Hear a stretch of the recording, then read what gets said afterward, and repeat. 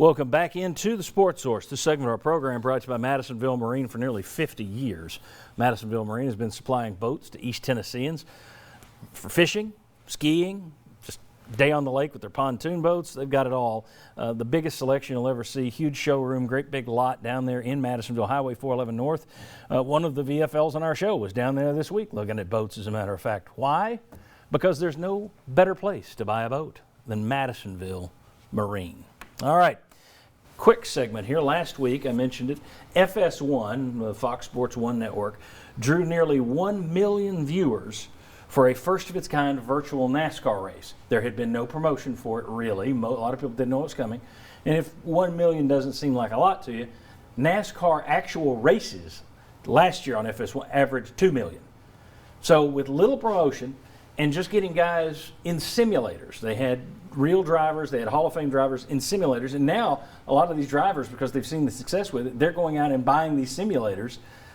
So they're putting this on television, and it's getting numbers, which tells you people are starved for something to watch.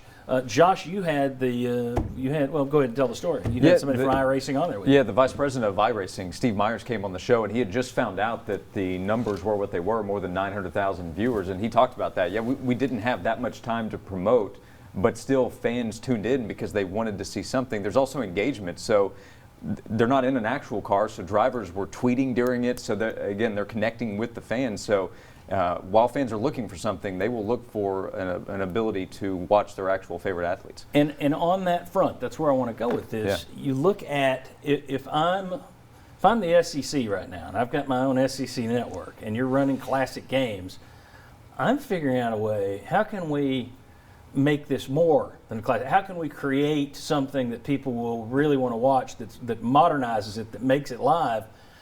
You know, if you show a classic Tennessee-Florida game, see if you can't line up Philip Fulmer via FaceTime, Steve Spurrier via FaceTime, Manning and Werfel, or Al Wilson, whoever, depending on what game you're doing, and let them talk about the game live as it's playing. You know, kind of like the coach's film room during the college football playoffs that ESPN does. That wouldn't take that much technology. You just have to have people. I think you'd have athletes and coaches more liable to do it right now, more likely to do it, just out of sense of community, I think. And they're probably bored like everyone else. Yeah, that's the thing. They have time. Yeah, I just think there are ways to, if you're not going to do virtual games, there are ways to create programming for fans that I think that would be an upgrade over just here's a classic game from 1997. And I think that's what it's going to take, is something outside the box with those classic games, because me and you've talked about it forever. You can go on YouTube and pick out some of your favorite games, or in my case, least favorite games, Drew Pearson pushing off. And so you can go on YouTube and see that stuff now. So I think you've got to do something to raise the level of it, and I think that's a great idea. And here's the deal. You're going to have an idea probably July-ish, maybe, that what your football season's going to go. Well, these things don't have to be done live. You can go ahead and be doing 3 or 4 of them a weekend or a week if you want to, and go ahead and have that up. So I think that's a really good idea. But I do believe that would be much better, much more viewed than if you just put a game on and said, well, here's a game from 1998, go watch it. Yeah, I mean, you think about NFL films, how much time they've done in the past. They've spent looking back at games. I actually watched some of the, John, you'll appreciate the Patriots Super Bowl win over the Rams, the first Super Bowl win, but hearing Bill Belichick talk about what they were doing, what they were thinking on specific plays or instances, fans will eat that up, especially right now. Also, why not try something? Why not try to be as creative if you can? Are you really going to get knocked for trying something a little bit different right now? I wonder if is now the time to, I mean, could EA Sports, you know, you think about if people are watching virtual NASCAR. Now, I wouldn't watch this, but I'm guessing there's some young people who would. If the NCAA football game was still around and you need programming and you had Garantano and To'o for Tennessee and 2 guys from Georgia playing offense, defense for Georgia, and they're playing each other in this game and it's televised somewhere. And they're mic'd up. Mic'd up, you're hearing them, you're seeing little cameras on them, and you're watching the game.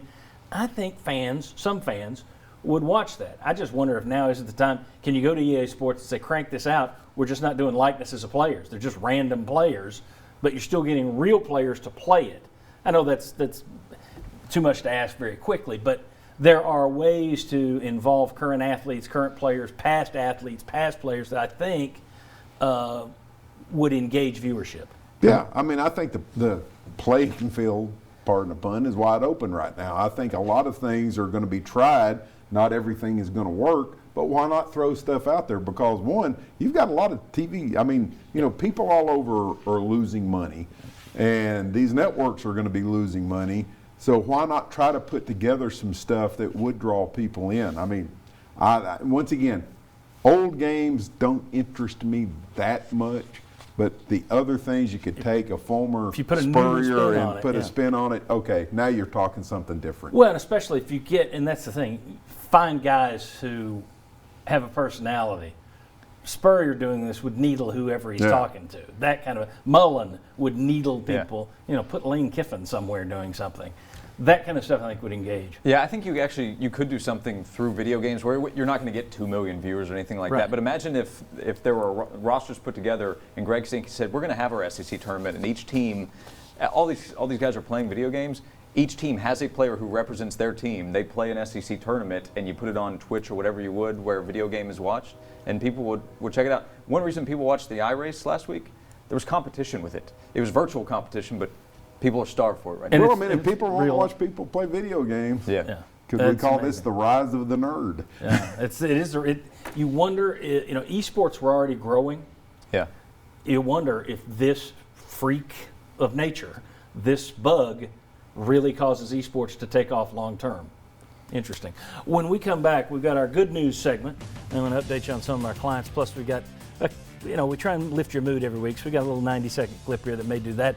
Later on, though, the back half of the show is all going to be, it's back 30 minutes of the show, all on the SEC. If there isn't a football season, is there a way for them to salvage an SEC-only type season? Big picture thinking. Is the SEC willing to go it alone on some stuff? We'll discuss. Come on back on the Sports Source.